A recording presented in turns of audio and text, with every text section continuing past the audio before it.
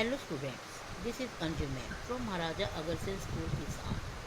Yesterday we discussed the 12th part of our second chapter. Today we discuss the next topic, adjustment in the closed account. देखो बेटा, आज का topic बहुत ही important है. पहले आप ये समझिए कि इस टॉपिक में कहा क्या हुआ है.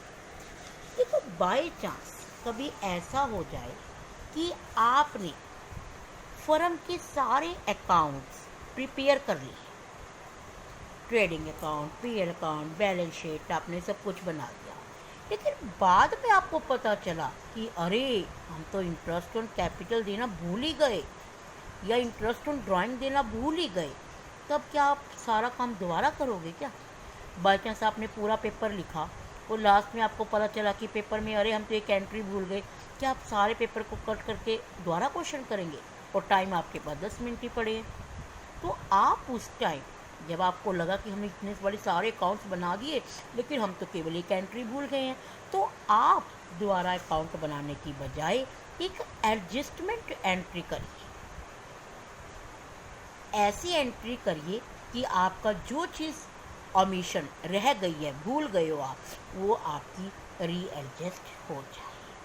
तो ये हमारी 3 चीज़ें, यहाँ पर हमने 3 बातों को डिस्कस किया है जिसके लिए हमें एडजस्टमेंट करनी पड़ती है. मान लीजिए आप या तो इंटरेस्ट ऑन कैपिटल या इंटरेस्ट ऑन ड्राइंग देना भूल गए, या पहले तो आप अपना प्रॉफिट इक्वल बांटते थे, अब आपने रेशियो को चेंज कर दिया, और या आपने किसी को सैलरी या कमीशन देना ही आप भूल गए. तो अगर ऐसा कभी केस आए तो आपको क्वेश्चन कैसे करना है?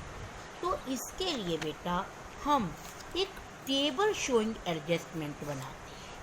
क्या बनाते हैं हम इसके लिए? Table showing adjustment. अब आप समझेंगे कि क्वेश्चन को कैसे करना है.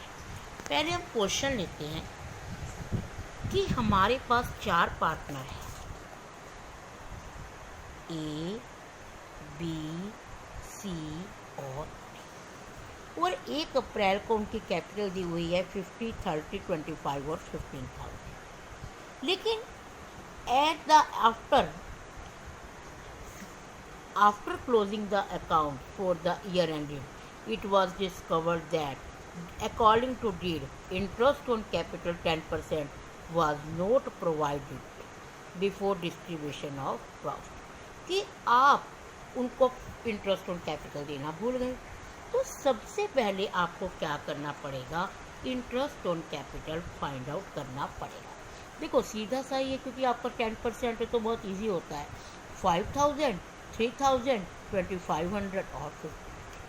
तो इसको करने के लिए जब आप टेबल शोइंग एडजस्टमेंट बनाओगे तो आपको यहाँ पर ए, बी, सी, डी और टोटल यहाँ लिखिए आप पहले कि आप क्या भूल गए. इंटरेस्ट ऑन कैपिटल भूल गए, तो कितना कितना इंटरेस्ट ऑन कैपिटल था? 5,000, 3,000, 2,500 और 1,500. तो ये कितना बन गया? 5 और 3 8, 8 और 2 10 और 1 11 और आपका 12,000. क्या आपको ये बात समझ आई कि अगर फर्म ये 12,000 का इंटरेस्ट ऑन कैपिटल अपने पार्टनर को देती है तो ये पार्टनर के खाते में तो क्रेडिट होगा, लेकिन फर्म का ये क्या है? क्या लॉस है कि प्रॉफिट है? बताइए. फर्म का ये क्या है? लॉस है. तो पार्टनर के खाते में ये क्रेडिट हुआ.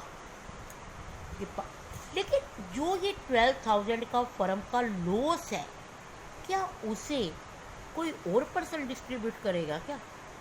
जब पार्टनर फर्म में प्रॉफिट लेने का राइट रखता है तो लॉस भी तो पार्टनर को ही मिलेगा. लॉस किसे मिलेगा?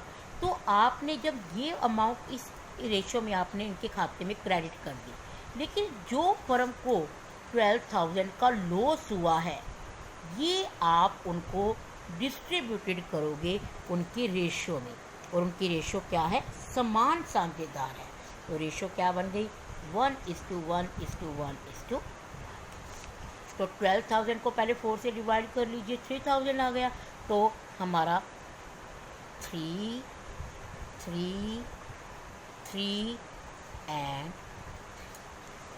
अब आप देखिए कि पार्टनर के खाते में 5,000 तो क्रेडिट हो रहे हैं और 3,000 डेबिट हो रहे हैं। तो इसका मतलब पार्टनर केवल कितने रुपए से क्रेडिट हुआ, 2,000 से। यहाँ तो उसका बैलेंस ही है नील, और यहाँ 2,500 से क्रेडिट और 3,000 से डेबिट। इसका मतलब 500 से वो क्या हो गया, डेबिट, और यहाँ पर वो 1,500 से क्या हो गया। तो आप क्या करेंगे कि सारे अकाउंट द्वारा करने की बजाय आप बस केवल ये निकालेंगे कि आपको 2,000 रुपीज़ ए को देने हैं, सी और डी। सी 500 रुपये और डी 1,500 रुपये ए को दे देगा और आपको कुछ भी करने की नीड नहीं पड़ेगी। तो आप इसकी एक एडजस्टमेंट एंट्री बनाएंगे, C's capital account debit, D's capital account debit, to जो क्रेडिट है उसको क्रेडिट कर दीजिए, टू एज कैपिटल अकाउंट। तो 500, 1,500 और 2,000। तो इस तरीके से हम एडजस्टमेंट एंट्री प्रिपेयर करते हैं। अब आप अपनी बुक में देखिए कि किस तरीके से करना है। देखो बेटा, ये टेबल शोइंग एडजस्टमेंट है। आपने इंटरेस्ट ऑन कैपिटल क्रेडिट कर दिया, तो जो हमारा 12,000 रुपये का पार्टनर का प्रॉफिट है और फर्म का लॉस है वो हमने पार्टनर के खाते में डेबिट कर दिया और इसकी हमने एक एडजस्टमेंट एंट्री। तो इस तरीके से आपको ये सारे क्वेश्चंस करने हैं। देखो बेटा, ये सारे क्वेश्चन सेम हैं, इनमें केवल कुछ एक लाइंस का फ़र्क होगा। तो आज आप कोशिश करना कि अपने 40 तक आप अपने क्वेश्चंस को कंप्लीट करना, और अगर कोई प्रॉब्लम आती है तो आप डिस्कस करना। देखिए बेटा, कुछ बच्चे तो व्हाट्सएप पे अपनी प्रॉब्लम्स डिस्कस करते हैं, लेकिन कुछ बच्चों का बिल्कुल रिस्पांस नहीं है। तो प्लीज़ आप व्हाट्सएप कीजिए और बताइए कि आप लोग काम कैसे कर रहे हैं। आपको कोई प्रॉब्लम है तो आप डिस्कस कर सकते हैं। ओके।